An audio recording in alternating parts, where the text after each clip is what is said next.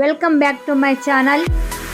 వంట రాని వాళ్ళైనా సరే, బ్యాచిలర్స్ అయినా సరే ఈజీగా చేయగలిగే విధంగా నేను ఫిష్ ఫ్రైని తయారు చేసి చూపిస్తాను. ఈ చేపల ఫ్రైలో ఎక్కువ మసాలా వాడకుండా సింపుల్గా ఎలా తయారు చేసుకోవాలో చూపిస్తాను. దీనికి మనం ముందుగా శుభ్రం కడిగి పెట్టుకున్న చేపల్ని ఇలాగా మధ్యలో కట్ చేసుకొని పక్కన పెట్టుకుందాము.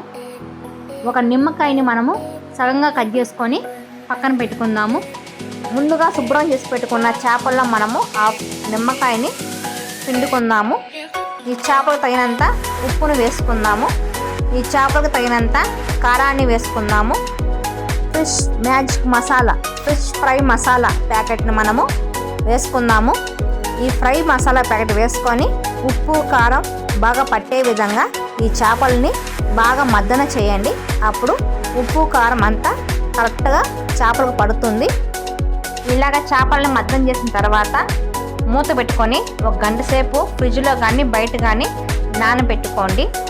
గంట తర్వాత స్టవ్ ఆన్ చేసుకొని ఒక ప్యాన్ పెట్టుకొని తగినంత నూనె పోసుకొని నూనె వేడెక్కిన తర్వాత ముందుగా నానబెట్టుకున్న చేపల్ని ఒక్కొక్కటి ఈ విధంగా వేసుకొని రెండు వైపులా బాగా కాలే విధంగా బాగా ఫ్రై చేసుకుందాము.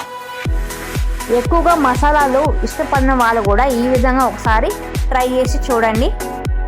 ఈ చేపల ఫ్రై రసంలో కానీ వేడివేడి పప్పుచారులో కానీ సైడ్ డిష్గా చాలా అంటే చాలా టేస్టీగా ఉంటుంది.